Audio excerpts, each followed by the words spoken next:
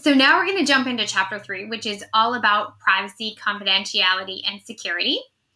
And confidentiality dates back to the Hippocratic Oath, and this is often thought of as an ethical standard. And essentially, it's our obligation as healthcare workers to hold patient information in confidence as we come across that in our professional work.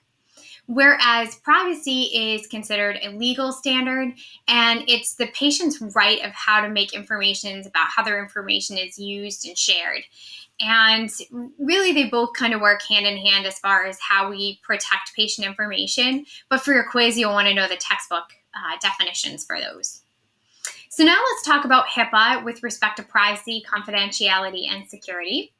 And a little bit about the HIPAA privacy rule. So the HIPAA privacy rule establishes privacy standards for using and disclosing patient information. It also helps promote patients' understanding about their rights, and it helps patients control the information that control the way that their information is used. And I have a little question mark here because I think that your textbook leads you astray in one area. It talks about the ability or the general standard of the physician to provide a general update about the patient's the general condition, I guess. It's phrased something along those lines. And while that's true in a hospital situation in some settings, it's not entirely accurate for a physician's office, which is the perspective that we're kind of looking at throughout this class. So in a hospital scenario, if a patient goes in for a surgery and they bring a family member or friend, it's generally expected that the physician or someone from the surgical team is going to come out and provide an update about the patient's condition. Similarly, if a patient is brought into the emergency room and we contact their emergency contact person, when that individual arrives, we're going to provide a general status of the patient's condition. However, you'll notice that your textbook is about a physician's office, the EHR in the physician's office.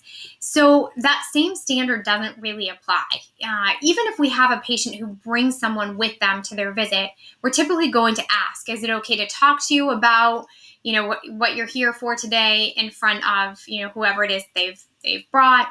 Also, if you have a patient who brings a spouse and then the spouse calls in later for the results of a lab that was drawn that day, we cannot release that information unless we have a signed consent on file.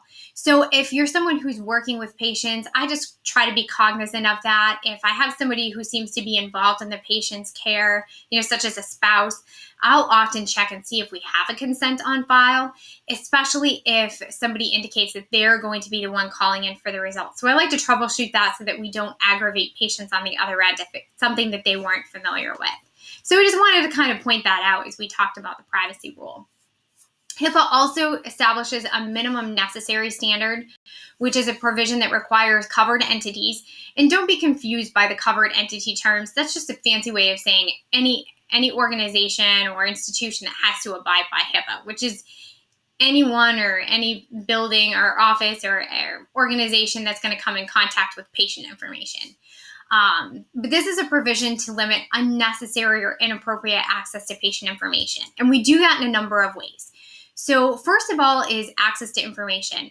Your login should give you specific access based on your role. So for example, if I work, let's say in a maternity department at a hospital, I'm not going to necessarily need access to maybe the emergency room information.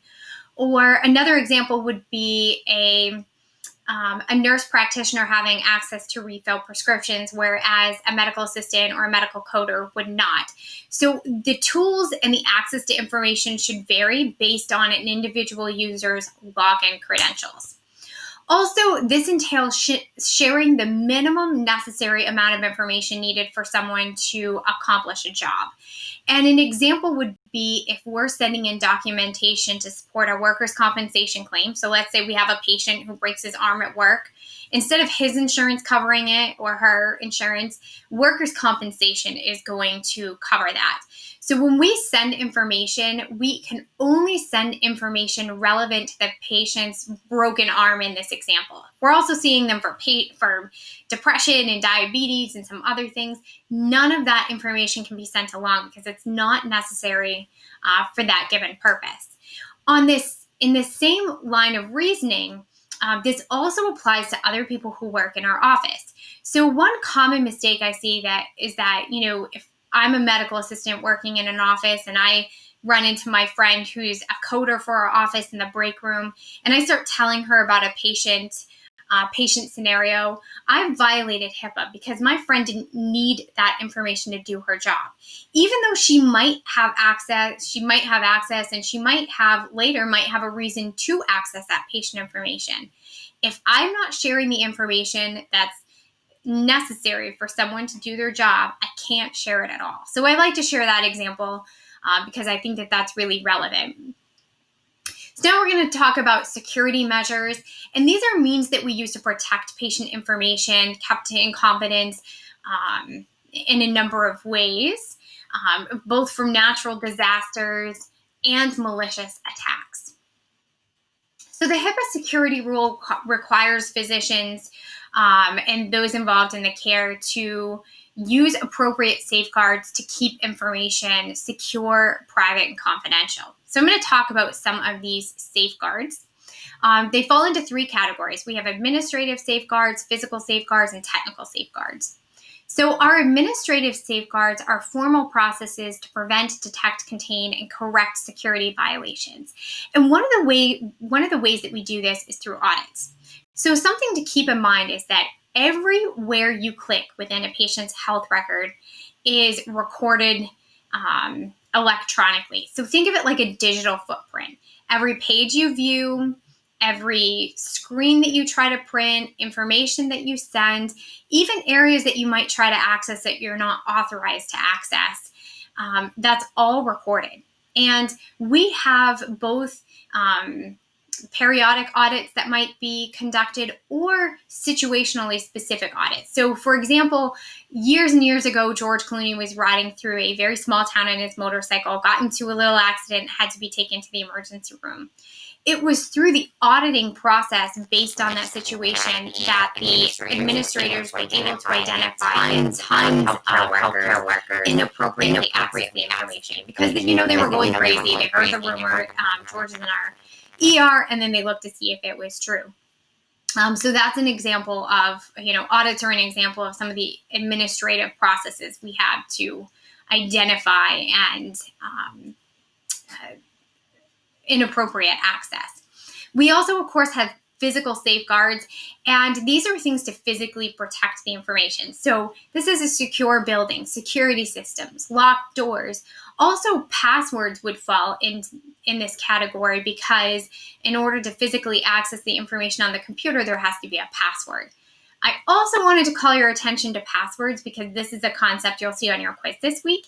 You'll want to know some of those tips that are talked about in Chapter 3 on how to create a strong password. We also have technical safeguards, and this is specific to electronic health records, and this is helping secure our technology and establish policies and practices for use. And again, passwords kind of fall in there. Also, a little while ago, I mentioned the difference between, login information, login credentials, a nurse practitioner or a doctor having access to refill prescriptions, whereas medical assistants and coders would not. That would be another example of a technical safeguard. So also with all of these policies and guidelines and protocol we have to protect patient information, I also wanted to point out that there are a couple of examples in which the government, who sets all these mandates, leaves leeway for themselves to to access information without consent. And that would be, there are meaningful purposes, such as accessing information for medical examiners, for incarcerated individuals. Obviously, those make sense. So those are some of the concepts you'll see this week on the quiz. If you have any questions as the week goes on, don't hesitate to reach out. But I'm going to pause my screen now. I'm going to stop sharing my video. I'm going to check in with you guys and see if we have any questions. And then after we have a little break for questions, we're actually going to go out into SimChart and take a look at that environment and kind of get familiar with that. So I'm going to go ahead and pause my screen and we'll take some questions.